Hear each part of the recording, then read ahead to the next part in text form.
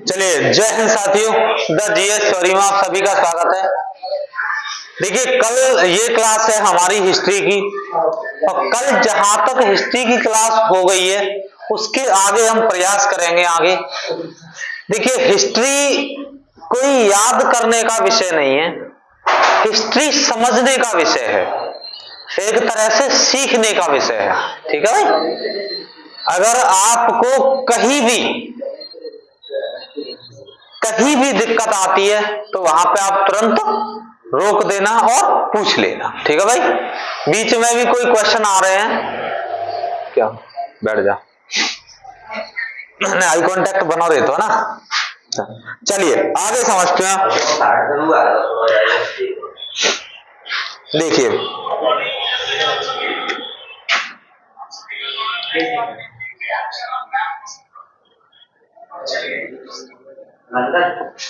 देखिए, हिस्ट्री की बात करें तो कुछ ऋषियों ने उपनिषदों को, ऋषि मतलब कुछ विद्वान जो वैदिक विद्वान थे, वैदिक सभ्यता के समय के जो विद्वान थे, उन्होंने उपनिषदों को आसानी समझने के लिए या आसान भाषा में समझने के लिए 6 भागों में बांट दिया। कितने भागों में? 6 भागों में बांटा। भाई वो 6 भाग कौन कौन से थे, किस तरह बांटा, या क्या आवश्यकता पड़ी बांटने की? जैसे अभी हमने इतिहास स्टार्टिंग जब की थी तो हमने क्या किया था भाई, इतिहास को 3 भागों में बांट लिया था। इस तरफ पुरापाषाण काल, मेरा मतलब प्रागैतिहासिक काल, आद्य ऐतिहासिक काल और ऐतिहासिक काल। फिर ऐतिहासिक काल को भी 3 भागों में बांट लिया था, प्राचीन इतिहास, मध्यकालीन इतिहास और आधुनिक इतिहास। क्या ऐसा इतिहास कोई पहले से बटा हुआ है? ये नहीं, हमने अपनी सुविधा के पढ़ने के लिए, ताकि चीज आसानी से याद हो जाए, इस तरह से हमने उसे बांट लिया था। जैसे भाई हम गांव में सब लोगों के साथ रहते हैं तो हमें सबके नाम पता होती है, जबकि नाम के अलावा वो भी पता होता है जो उसे कहते हैं। जैसे किसी का नाम तो राहुल है, बातें भूरा भूरा कहते हैं, कहते छोटू कहते हैं, कहते मोटू कहते हैं, कहते कलुआ कहते हैं।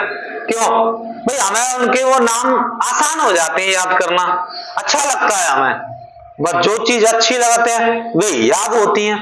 तो 6 भाग कौन कौन से थे सुनिए भाई। पहला भाग था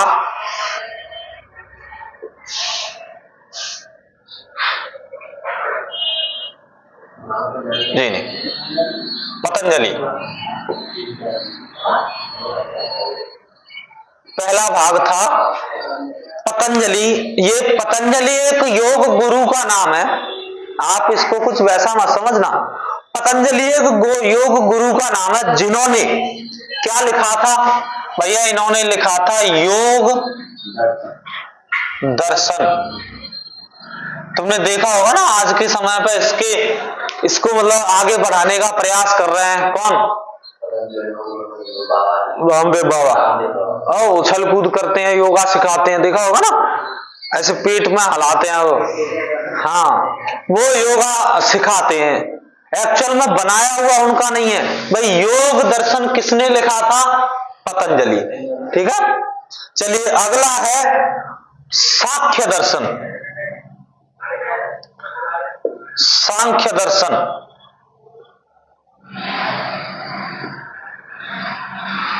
सांख्य दर्शन किसने लिखा था?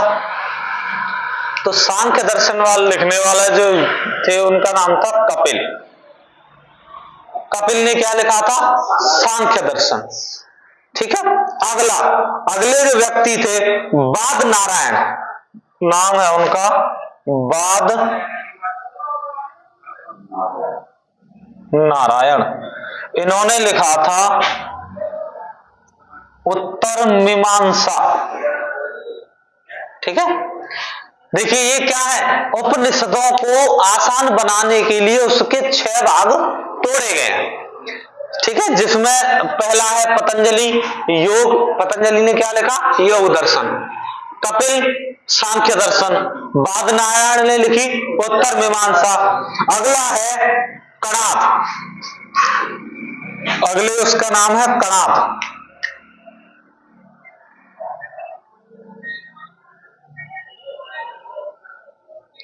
भाई कणाद ने क्या लिखा था? कणाद, वैसे इसकी और भी कई जगह हिस्ट्री में आपको इसकी चीजें जानकारी मिलेंगी। कणाद जो थे इन्होंने लिखा था वैशेषिक दर्शन।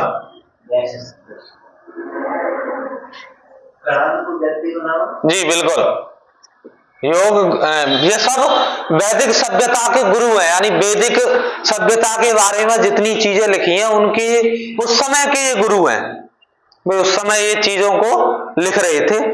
अगला आता है जैमिनी। अगला कौन था? जैमिनी। इसने लिखी थी पूर्व मीमांसा।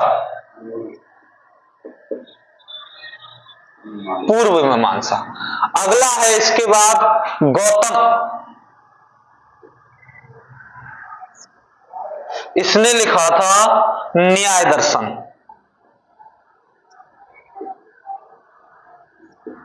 इस तरह से उपनिषदों के जो 6 भाग थे वो किसी न किसी ने 6 भाग लिख के इनको आसान कर दिया, पढ़ने में आसान। देखिए इसका मतलब न्याय से संबंधित था, ये योग से संबंधित है, सांख्य दर्शन पढ़े लिखी चीजों से संबंधित था। इस तरह से इन्होंने चीजों का सरल बनाने के लिए आसान कर दी। जैसे कि पतंजलि ने जो योग दर्शन लिखा था वो पुष्यमित्र शुंग, जो पुष्यमित्र शुंग है शुंग वंश के शासक, उनके शासन काल में लिखा था। हम कह सकते हैं पुष्यमित्र शुंग के राजगुरु थे ये पतंजलि। हर पहले जो राजा महाराजा थे उनके जो दरबार होते थे उनमें ये एक अनेक गुरु भी होता था।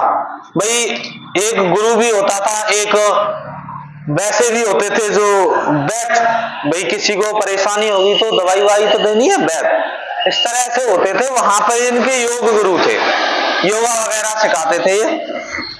देखिए पाणिनि द्वारा, एक नाम है पाणिनि, ये भी लेखक ही थे।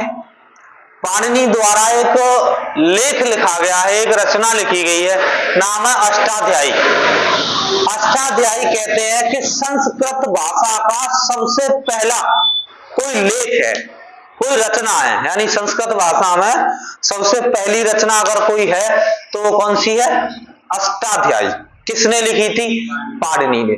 बड़ा प्रश्न पूछा जाता है, बहुत बार पूछा गया है कि यह रचना किसके द्वारा लिखी हुई है। ऐसे क्वेश्चन में पूछता है अष्टाध्यायी किसने लिखी है, तो वहां पर नीचे ऑप्शन में लिखा होगा पतंजलि, बादनारायण, कपिल, एक जगह होगा पाणिनि, तो आपको ऑप्शन में पाणिनि लगा देना। ठीक है भाई। देखिए पाणिनि जो रचना की थी अष्टाध्यायी की, वो लगभग 400 ईसा पूर्व यानी 400 BC के समथिंग काल में रचना हुई थी उसकी। ठीक है, चलिए ये आ गया। इसके बाद चलते हैं हम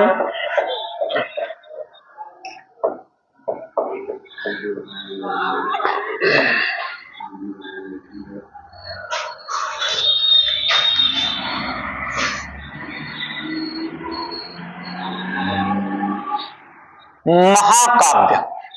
देखिए भारतीय संस्कृति में या वैदिक संस्कृति में 2 ही महाकाव्य प्रचलित हैं। कौन कौन से हैं पंडित जी? वेरी गुड, रामायण और महाभारत। देखिए 2 महाकाव्य प्रचलित है, पहला है रामायण और दूसरा, चलिए यही लिख लेते हैं, महाभारत। देखिए महाभारत को विश्व का सबसे बड़ा महाकाव्य कहा जाता है, इससे बड़ा कोई महाकाव्य है ही नहीं। ठीक है, पूरे विश्व के अंदर। चलिए स्टार्ट कर लेते हैं हम फिर रामायण से। पहला महाकाव्य कौन सा है? रामायण। रामायण से प्रारंभ करते हैं भाई। रामायण,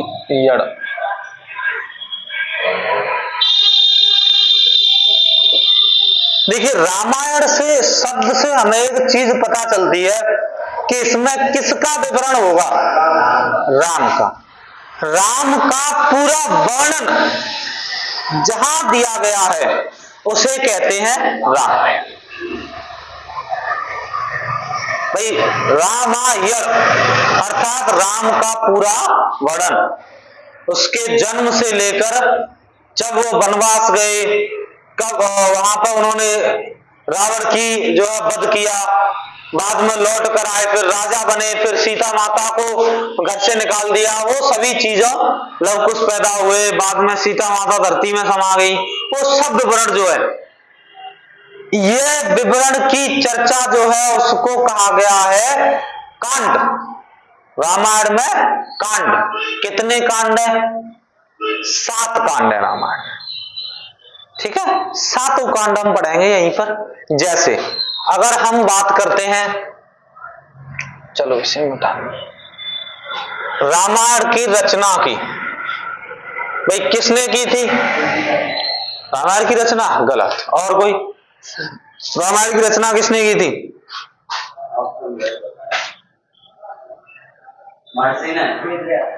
महर्षि वाल्मीकि।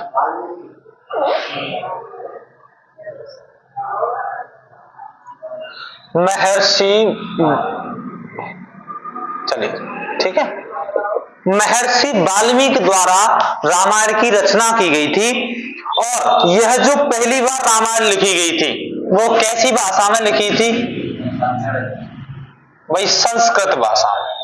पहले जो रामायण ओरिजिनल सबसे पहले लिखी गई थी वो किस भाषा में लिखी गई थी? संस्कृत। अगर हम इसके रचना काल की बात करें, रचना काल मतलब समय, तो ये 500 BC ईसा पूर्व के आसपास इसकी रचना हुई थी, ठीक है।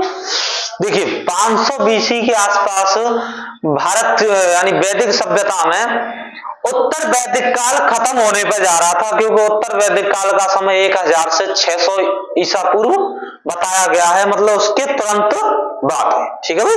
चलिए ठीक है, रामायण की हम वर्तमान की बात करें या मूल रामायण जब लिखी गई थी, जो मूल रामायण जब लिखी गई थी उस समय इसमें 6000 श्लोक थे। कितने श्लोक थे? 6000। आगे बढ़कर इसमें श्लोक हो गए 12000।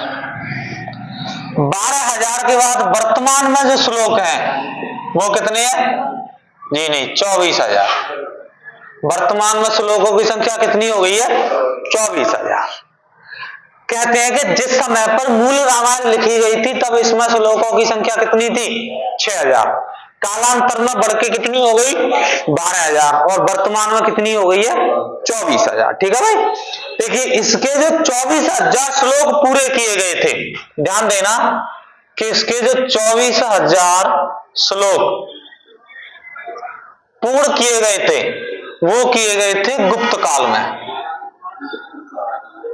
ठीक है। चंद्रगुप्त द्वितीय, विक्रमादित्य,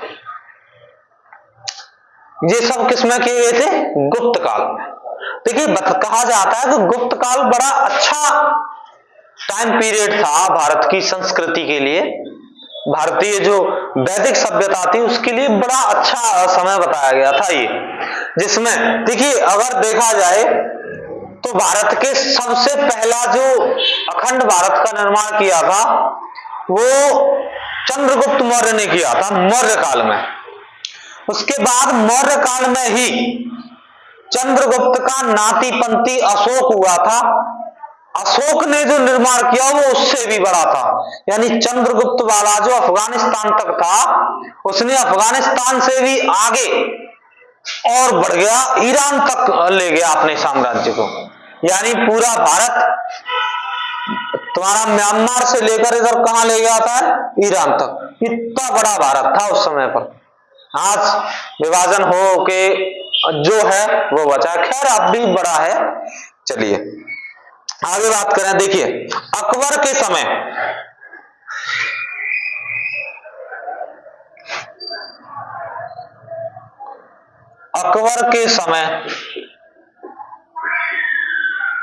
रामायण का फारसी अनुवाद कराया गया था। किसने किया था? बदायूं ने। बदायूं नहीं, या बदायूं क्या बोलते हैं इसका एक्चुअल नाम? बदायूनी। इसने अकबर ने अपने शासनकाल में रामायण का फारसी भाषा में अनुवाद करवाया था। अनुवाद करने वाला व्यक्ति कौन था? बदायूं या बदाऊनी ऐसे कह देते हैं इसको, ठीक है। देखिए रामायण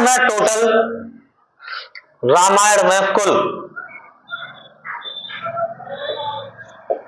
7 कांड हैं, ऐसे कह दीजिए इनको आप अपनी भाषा में अध्याय। 7 अध्याय जिनका नाम कहते हैं कांड। जैसे भाई हमारी मान लीजिए किसी बुक में 10 अध्याय है, समझिए, तो 10 हर एक अध्याय अपनी महत्वपूर्ण भूमिका रखता है। भाई किसी अध्याय में परसेंटेज दी होगी तो किसी में लाभ हानि होगी, किसी अध्याय में चाल समय दूरी होगी, गणित में ऐसा होता है कि नहीं? ऐसे ही इसमें भी तो हर एक अध्याय में अलग अलग बात हुई होंगी। तो कौन कौन से अध्याय थे? 7 सुनिए फिर। देखिए पहला अध्याय था या पहला कांड था, नाम था बालकांड। देखिए बालकांड जो था उसमें भगवान जो राम थे, भाई सब कांड में भगवान राम की चर्चा होगी क्योंकि रामायण ही है उन्हीं के उस पर। तो भगवान जो राम थे उनके बचपन की बातें हैं।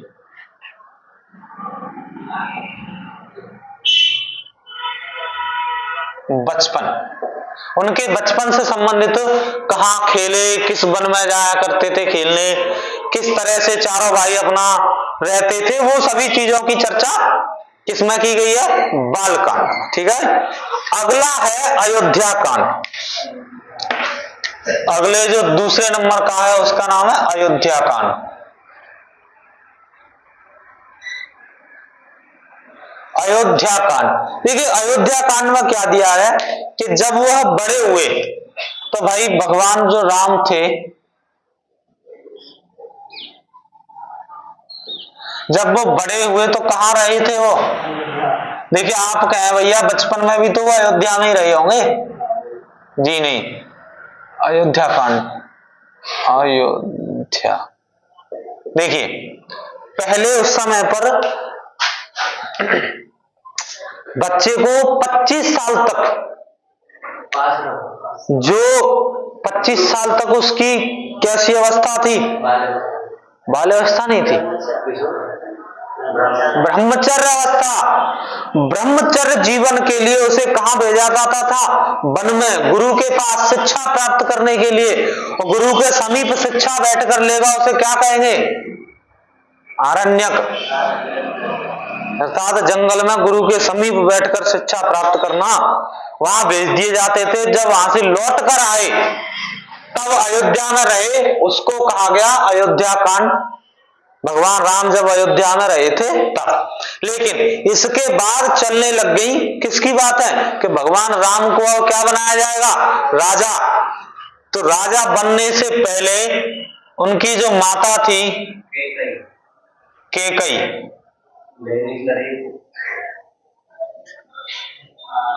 तब आ गया आरण्यक कांड। आरण्यक शब्द का ही मतलब जंगल होता है, अर्थात वनवास की चर्चा।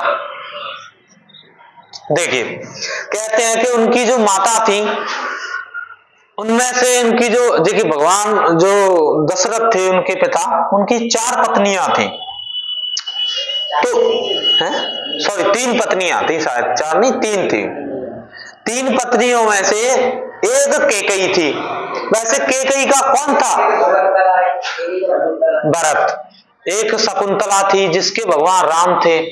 एक और थी, उनका हमें फिलहाल नाम याद नहीं है, आपको करना भी नहीं है क्योंकि ये कोई पेपर में आने वाली चीज है नहीं। तो उनकी जो केकई थी, केकई के भरत थे, तो वो चाहती थी कि भरत राजा बन जाए।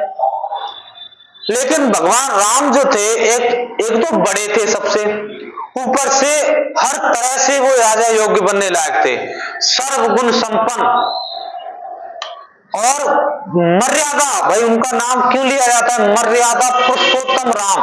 पुरुषों में उत्तम, मर्यादा इतनी थी कि हर तरह से योग्य बनने लायक थे। तो दशरथ चाहते थे कि भाई राम राजा बने।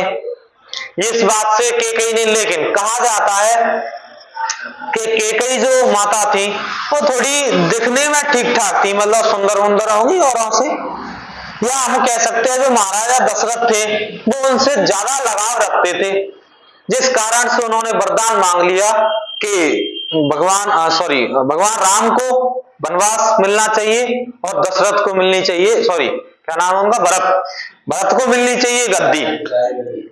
ऐसा ही हुआ, उन्होंने अपने पिता की आज्ञा का पालन करते हुए भगवान राम चले गए वन में, जिनके साथ में माता सीता और लक्ष्मण गए थे। एक्चुअल में लक्ष्मण उनके सगे भाई नहीं थे, वो सबसे छोटी वाली माता के पुत्र थे, लेकिन कहते हैं कि उनको सेवा करने का मौका मिला क्योंकि वो जानते थे कि ये भगवान है, समझ रहे, इसी भाई उन्होंने वाकई में सेवा करने की मिसाल दी है।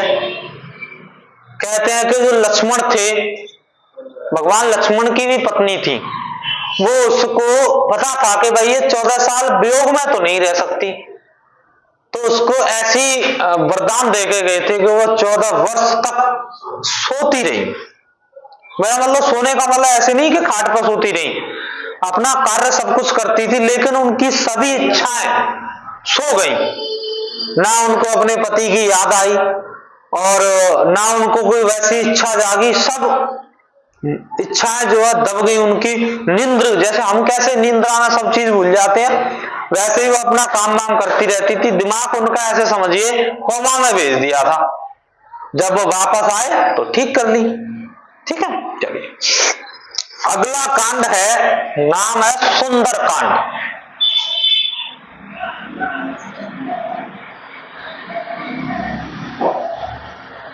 देखिए सुंदर कांड बहुत महत्वपूर्ण भूमिका रखता है। कहा जाता है कि यहाँ पर भगवान राम की मुलाकात भगवान हनुमान जी से हुई थी, और जो हनुमान थे भगवान, वो बड़े राम के बहुत ज्यादा तगड़े भक्त थे कहा जाता है। तो इस वाले सुंदर कांड में जो भगवान हनुमान है,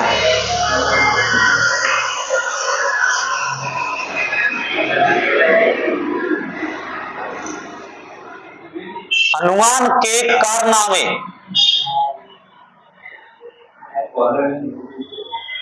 क्या हुआ,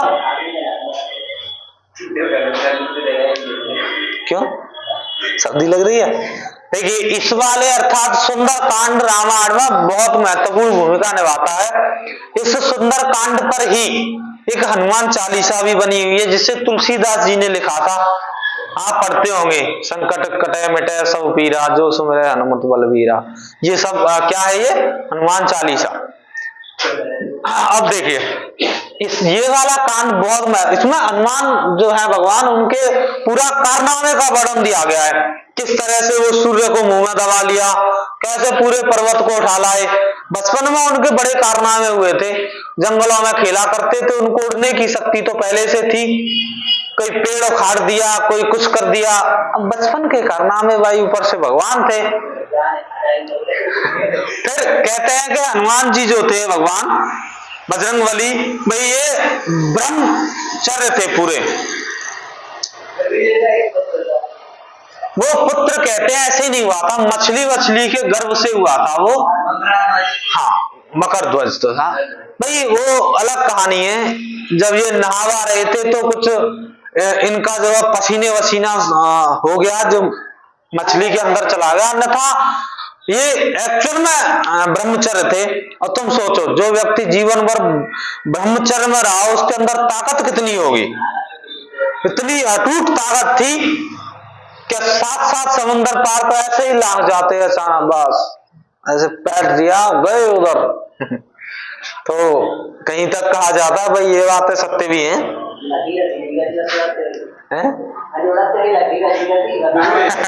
हाँ ये बात सत्य है या असत्य, ये हमें नहीं पता, लेकिन हम तो मानते हैं भाई। चलिए आगे, गुरु है। आगे अगला कांड है, उसका नाम है किष्किंधा कांड।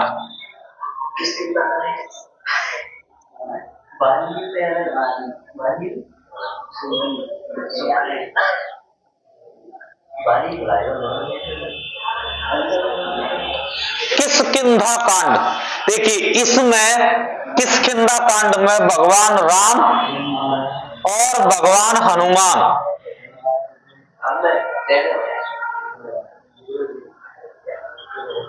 की वार्तालाप की चर्चा तथा इसी वाले कांड को कहते हैं भैया रामचरितमानस।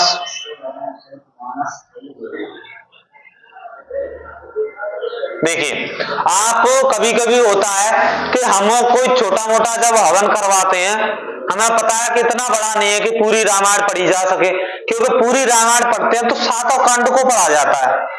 7 कांड पढ़ने में समय लगता है 7-8 दिन, हमें करवानी है कई दिन वाली, तो इन सब को छोड़कर इसे करवा देते हैं जो तुलसीदास जी ने लिखी थी रामचरितमानस। ये भी इन्हीं में से एक है। उन्होंने क्या किया था, इस वाले किष्किंधा कांड के ऊपर एक अलग से लिख दी जिसमें भगवान राम और भगवान हनुमान की वार्तालाप या जो भी घटनाएं हुई थी दोनों की मिलकर पुल बना दिया था, वो सब चीजें। पुल जो बनाया था भगवान राम जब लंका जा रहे थे रावण या सीता माता को लेने के लिए, तो कहा जाता है कि श्रीलंका दक्षिण भारत का जो तमिलनाडु है वहां से एक जगह है वहां धनुषकोडी, रामेश्वरम से थोड़ा आगे। रामेश्वरम के रहने वाले कौन थे? एपीजे अब्दुल कलाम। देखिए चलिए बता दें आपको, जैसे ये है दक्षिण भारत, यही है ना, यहां पर एक जगह पड़ती है थोड़ी सी टापू जैसा है, इसका नाम है रामेश्वरम।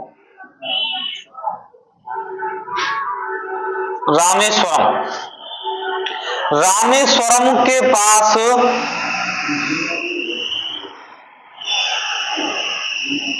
यहीं पर एक जगह है धनुष कोडी, ठीक है, और इसके नीचे कौन सी देश है? श्रीलंका। यहीं से पुल बना हुआ है जिसे आप क्या कहते हैं? राम सेतु कहा जाता है कि ये पुल जब भगवान राम लंका गए थे रावण का वध करने, ऐसे समझो सीता माता को लेने, तब चाहते, अगर वो चाहते तो समुद्र भी सुखा सकते थे भाई, उनमें तो बहुत शक्ति थी, अपना पूरा एक तीर मारते पूरी समुद्र सूख जाता या बीच में से अलग हो जाता, या वो चाहते तो अपने शक्ति से सभी सेना को भी उड़ा सकते थे, या उनके पास ऐसा एक बलवान योद्धा था हनुमान, चाहता तो सब सेना एक पहाड़ पर बैठा रहे पर्वत को उठा के उधर ले जाते, हो तो होता है नहीं, लेकिन कहते हैं कि भाई ये सब चीजें उनको वो भी चीजें तो दिखानी थी भाई, शक्ति का प्रयोग नहीं कर रहे थे, वो अपना बुद्धि या कह सकते हैं विवेक चल रहा था उनका। तो यहां से जब आदेश दिया हनुमान जी को कि यहाँ पुल बनाना है, तो सभी वानर जो सेना थी लग पड़ी पुल बनाने। जब वो पुल बना रही पत्थरों का, तो पत्थर डूब रहे थे बार बार, तो कहा जाता है कि समुद्र देवता प्रकट हुए, उन्होंने कहा कि हे परशुराम, इसमें वो हर चीज डूब जाएगी जिस पर आपका नाम नहीं होगा, अगर आप अपना नाम इस पर लिखते हो तो नहीं डूबेंगे। तो कहते हैं कि हनुमान जी जो थे उन्होंने हर पत्थर पर राम लिखा और सब पत्थर तैर गए। जब वो बना रहे थे तो कहा जाता है वहां एक गिलहरी भी थी, गिलहरी का करती छोटा सा पत्थर उठाती डाल के आती समुद्र पुल बनाने के लिए, तो बंधन ने के आगे कर रही बेर बेर, जो वानर सेना थी उनके आगे आ जाती वो बेर बेर, वो चलवे में दिक्कत होती, बन समझ आएगी देख तू रिंद है, तू छोटी सी है, ते पत्थर ते कछु होना जाना था तो ना भाई, ना तो डाले हुई, फिर चलती रही। एक बार एक सेना बंदर जो था, मेरा मतलब बानर, गुस्सा आ गया, पकड़ के गिलहरी फेंक दी, यार दिमाग खराब कर रही है, बीच मार जाते मेरे में। वो भगवान राम के पास गई, देखो महाराज वो ना डारन दे रहो, अब ये डार रहा है, मैं हूं तो डारे हूं। भगवान राम ने बुलाया वो बानर सेना, भाई का देखो आपका जितना शरीर है आप उतना ला रहे हो, भाई उसका जितना शरीर है अपने अनुसार वो बहुत बड़ा ला रही है। फिर भी कहा जाता है कि जब भी गिलहरी का नाम लिया जाएगा तो अच्छे लोगों में लिया जाएगा, अर्थात कार्य बनाने वाले लोगों में लिया जाएगा, बिगाड़ने वालों में नहीं। भगवान राम ने उसकी पीठ पे हाथ फेरा और कहा कि आप डालो, जितना तुम पे डरे उतना डालो। वो भी अपना छोटा मोटा डालती रही। सोचो, भगवान के काम में योगदान करना। आज हर आदमी गिलहरी को प्रशंसा करता है जब ये बात उसको पता चलती है कि यार कितना अच्छा काम किया था। समझ रहे? चलिए आगे, अगला कांड था क्या ये पुल? हाँ पूरा है, नाट हो रहा वही बिल्कुल, कहीं कहीं से अपने आप डैमेज हो गया है। अगला जो कांड था उसका नाम है युद्ध कांड या लंका कांड। युद्ध कांड या फिर लंका कांड। इसमें क्या है, जो भगवान राम थे वो कहाँ रहे थे? लंका में रहना। लंका में जब रहे थे भगवान राम, तो उस समय के कांड को कहते हैं लंका कांड। यहीं पर इन्होंने रावण को मारा था, मारा नहीं था, वध किया था, क्योंकि इतनी तो किसी में क्षमता थी नहीं कि रावण को मार सके। क्योंकि रावण देखिए सिर्फ एक अहंकारी था बस, अन्यथा की स्थिति में रावण बहुत अच्छा आदमी था। हाँ, ताकत बुद्धि विवेक बड़ा विद्वान था वो, पर थोड़ा अहंकार आ गया। और देखिए अहंकार भी ऐसे नहीं आया था, उसकी रावण की भगवान राम से कोई दुश्मनी थोड़ी थी। वो कहा श्रीलंका, ये कहा अयोध्या, कितनी दूर हो गया। कहा जाता है कि जब वनवास में थे तो वहां पर रावण की बहन थी या लड़की थी, बहन थी शूर्पणखा, वो आई थी अपना घूमते हुए जंगल में, वन में, उसी में जहां पर ये दोनों भाई रहते थे माता सीता के साथ। तो उसको लक्ष्मण पसंद आ गया, क्योंकि लक्ष्मण भैया सुंदर बहुत थे, बोलूं के लगते और भगवान थे यार। तो उन्होंने लक्ष्मण से कहा कि देखो आप मुझे बहुत सुंदर आ रहे हो, कहता है कि यू आर वेरी ब्यूटीफुल, मुझसे शादी कर लो। लक्ष्मण भैया ने कही देखो मैं तो शादीशुदा हूं और ऊपर से अभी बड़ा भाई है, तो मैं कैसे शादी कर सकता हूं, आप बड़े भाई से पूछ लीजिए। वो भगवान राम के पास आई, तो देखो महाराज तुम तो बहुत ज्यादा सुंदर है, तुम कर ले शादी। भगवान राम ने कहा देखिए मेरी पत्नी है, पास में ही है, माता सीता पास में ही थी, बताओ एक पत्नी को होते हुए मैं कैसे शादी कर सकता हूँ। शूर्पणखा ने समझ आया, देखो महाराज एक एक राजा 4-4 रानी रख लेते हो, 10-10 रख लेते हैं, तुम्हारी तो फिर भी एक है। उसने कहा नहीं नहीं, मैं मेरे लिए यही मेरी अर्धांगिनी है, इनके अलावा मुझे कोई और चाहिए ही नहीं। उसने कहा अच्छा तो तुम दो न्योना कर रहेगा, तुम्हारी पत्नी पहलते आते है, पहले यही देख लूं। अब वो तो राक्षसनी थी वही, माता सीता को पकड़ लिया, कहा कि खाऊंगी अब इसको खा जाऊंगी तब तुम मुझसे विवाह करोगे। लक्ष्मण तो भैया थे ही गुस्से वाले, ने कहा अच्छा मेरे होते हुए माता सीता को खाएगी, ली तलवार ना काट दी, रोते हुए कहां पहुंचे? रावण के पास। भैया ऐसा ऐसा बात है। उन्होंने कहा अच्छा वनवासी इतना करेंगे कि मेरे राज्य में और मैं इतना बलवान, मेरी बहन की नाक काट दी। बस वो दुश्मनी थी उसकी, और उससे कोई मतलब नहीं था भगवान राम से। ठीक है, चलिए अगला है उत्तरकांड।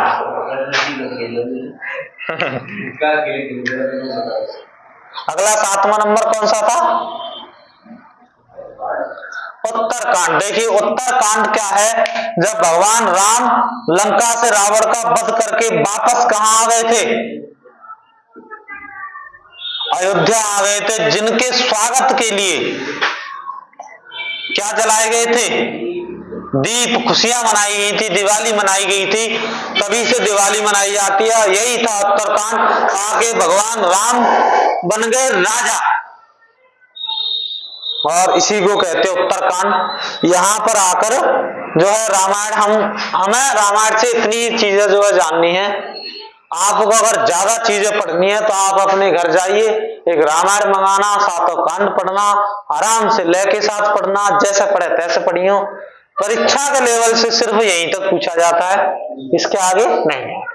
परीक्षा में ये भी नहीं पूछा जाएगा, परीक्षा में सिर्फ इतना आ सकता है कि रामायण में कितने कांड थे, मूल रामायण में कितने श्लोक थे, या वर्तमान में कितने श्लोक हैं, या बेहतरीन क्वेश्चन फिर 24,000 श्लोक का पूर्ण कब किया गया था? तो गुप्त काल में किया गया था। ठीक है। और रामायण किसने लिखी थी? महर्षि वाल्मीकि जी ने लिखी थी। बस यही चीजें हैं, इसमें से और ज्यादा चीजें नहीं पूछी जाती। ठीक है। क्या हुआ? ये वाला क्रम ना भैया, इतना क्रम पूछने का मतलब समझ रहे हो परीक्षा किस लेवल की होगी? अभी तो यूपीएससी में ना पूछे जाते थे तो क्रम वगैरह, क्योंकि एक चीज थोड़ी है, बहुत है। चलिए आगे ये समाप्त करते हैं, अगला लेते हैं। अगला भाई कौन सा है?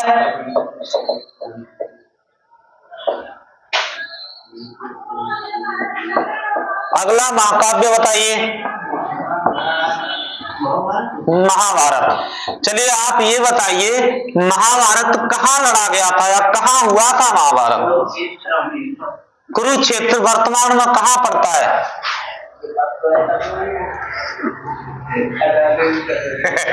कितना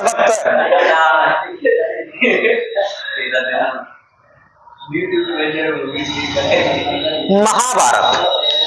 चलिए बस देखिए, महाभारत की अगर हम बात करें तो विश्व का सबसे बड़ा महाकाव्य है ये, सबसे बड़ा महाकाव्य। ये युद्ध हाँ कुछ इस तरह से ही चला, 18 दिन नहीं 13 दिन चला था ये युद्ध। क्या? अरे तो बाहर चलो, बढ़िया है वो बिल्लो देखिए ये महाभारत जो था युद्ध, ये 13 दिन तक ही चला था कहा जाता है। चलिए आगे देखिए, महाभारत की रचना किसने की थी? महर्षि वेद व्यास ने। किसने की थी भाई? महर्षि वेद व्यास। देखिए इसका रचना काल जी नहीं 400 BC यानी चौथी शताब्दी ईसा पूर्व। शताब्दी मतलब 100, चौथी मतलब 400, शताब्दी ईसा पूर्व में हुआ था। ठीक है भाई। यह विश्व का सबसे बड़ा महाकाव्य है। अगर पूरे वर्ल्ड के अंदर इतना बड़ा कोई लिखा गया है तो यही है, विश्व का सबसे बड़ा महाकाव्य। क्या हुआ? नहीं मांगा मेरा तो तुम क्या कहना चाह रहे हो? मतलब ये तो बहुत याद कर रहे हाँ अरे अभी तो कुछ नहीं, अभी तो आने दे राजा महाराजन। अब तो युद्ध तो अब शुरू हुआ में, लेकिन सुनो एक तरीका ऐसा चलेंगे हम ऐसे ही कि मतलब याद है जाएंगे, गावन की लड़ाई सी करवाएंगे। ठीक है हाँ चलिए आगे देखिए। महाभारत में, मूल महाभारत में जब महाभारत लिखा गया था उस समय इसमें 8800 श्लोक थे। उस समय पर इसको संहिता यानी कि जय संहिता कहा जाता था। क्या कहा जाता था भाई? जय संहिता। अर्थात जब महाभारत लिखा गया था उस समय इसमें टोटल श्लोक की संख्या कितनी थी? 8800, 8800। उस समय इसको क्या कहा जाता था? जय संहिता। उसके बाद इसमें बढ़कर 24,000 श्लोक हो गए, तब इसका नाम पड़ा था भरत या फिर भारत कर लो। ठीक है। उसके बाद इसमें बढ़ के हुए भाई 1 लाख जी। वर्तमान में इसमें श्लोक कितने हो गए? 1 लाख। जब 1 लाख श्लोक हुए तब इसका नाम पड़ा महाभारत। ठीक है भाई। देखिए जा रही, जब लिखा गया था उस समय कितने श्लोक थे? 8800। उस समय इसका नाम था जय संहिता। और जब इसमें श्लोक बढ़कर 24,000 हो गए तब नाम पड़ा भारत। ठीक है। उसके बाद इसमें वर्तमान में जो श्लोकों की संख्या है वो हो गई है 1,00,000 और तब इसका नाम हो गया महाभारत। देखिए इसमें टोटल 18 पर्व हैं, 18 पर्व, 18 पर्व एक तरह से कह लो खंड, जैसे उसमें कांड थे ना, ऐसे इसकी 18 अध्याय कह सकते हैं आप। इसके जो 18 अध्याय हैं उनको पर्व कहते हैं। इन्हीं 18 पर्व में हर एक पर्व में कौ न कौ की चर्चा है। और जैसे हम यहाँ 18 ना लिखने वाले हैं ना, हमें 18 की आवश्यकता है। जैसे सबसे पहला पर्व है आदि पर्व। आदि पर्व जो है सबसे पुराना है, उसमें स्वयंवर की चर्चा है। किसके स्वयंवर की? द्रौपदी के स्वयंवर की। एक बेहतरीन एक मुझे क्वेश्चन याद आया है, किसी परीक्षा में भी पूछा गया था। भगवान कृष्ण जो थे वो कृष्णा कहकर किसे बुलाते थे? भगवान कृष्ण, कृष्ण किसे को? या आप ऐसे समझ लो, कृष्णा किसे कहा जाता था? कृष्ण ऑप्शन में है नहीं, अब बताइए। ऑप्शन दे दो, 4 ऑप्शन। 4? चलिए 4 ऑप्शन लिखिए। बलराम, दूसरा ऑप्शन सुदामा, तीसरा ऑप्शन है राधा और चौथा ऑप्शन है आपका द्रौपदी मान लीजिए। चलो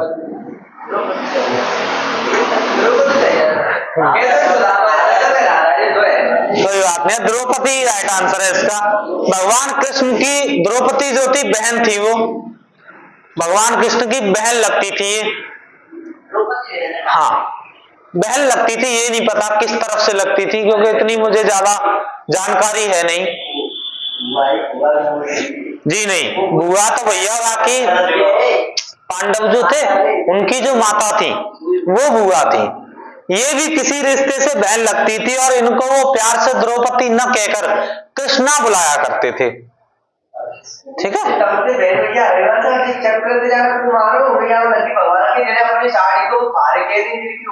हाँ कुछ न कुछ हुआ होगा जिसके कारण। चलिए देखिए इसमें हर पर्व में कुछ न कुछ वार्तालाप है, किससे संबंधित? महाभारत से संबंधित। लेकिन इसमें एक बड़ा महत्वपूर्ण पर्व है, उसका नाम है भीष्म पर्व। भीष्म पर्व जो है इसमें कृष्ण और अर्जुन इन दोनों के वार्तालाप की चर्चा है। इसी भीष्म पर्वत को कहा जाता है भागवत गीता।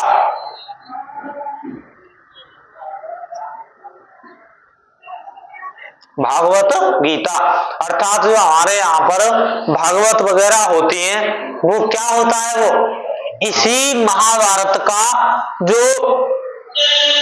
6वें नंबर का वो है पर्व, जिसका नाम है भीष्म पर्व, जिसमें किसकी चर्चा है? कृष्ण और अर्जुन के वार्तालाप की चर्चा है। इसी को कहते हैं भागवत गीता। भागवत कराई जाती है जगह जगह, ठीक है भाई, श्रीमद् भागवत गीता। आगे अकबर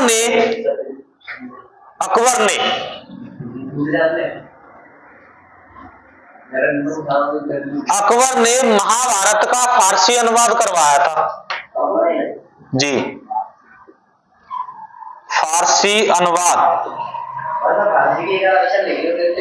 मुझे नहीं पता मैंने देखी ना, ये करवाया था रज्मनामा के नाम से।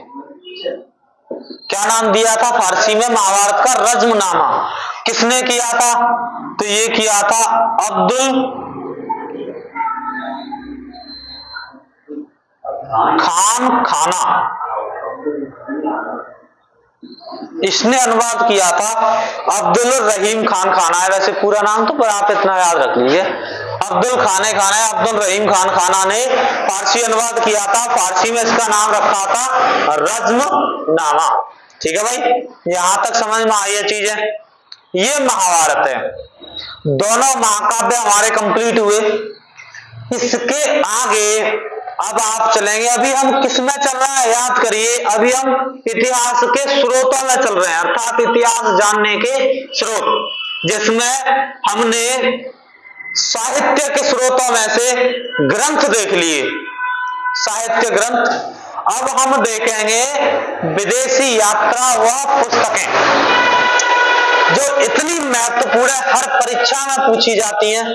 कुछ ऐसी पुस्तकें थी जिनमें चीजों की जानकारी मिली है, उन चीजों की जानकारी आगे पढ़ेंगे। यहां तक किसी को प्रॉब्लम हो तो बताइए। फिर भाई रामायण में प्रारंभ में कितने श्लोक थे? 6000, बाद में 12000 हुए और अंतिम में 24000 श्लोक हो गए। रामायण किसने लिखी थी? महर्षि वाल्मीकि जी ने। रामायण का फारसी अनुवाद किसने करवाया था? अकबर ने। ठीक है भाई, रामायण का फारसी अनुवाद अकबर ने करवाया था। किस पे? जी नहीं, ये तो महाभारत है भैया, रामायण का बताइए। रामायण का अकबर ने समय में अनुवाद करवाया था, किस पर करवाया था? अरे बदायूं या बदाऊनी लिखवा था। और महाभारत का किसने किया था? अब्दुल रहीम खान खाना ने। बस, और क्या। चलिए आगे।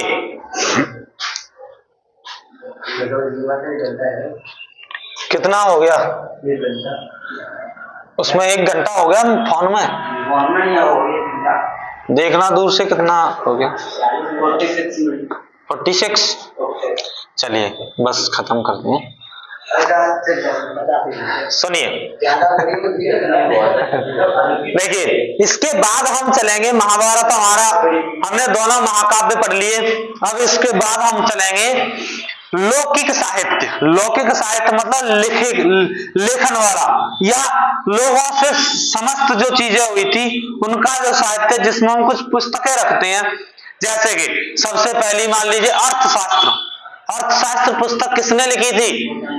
विष्णुगुप्त या कौटिल्य ने, जो मौर्य वंश की जानकारी देती है हमें बड़े क्रमबद्ध तरीका से।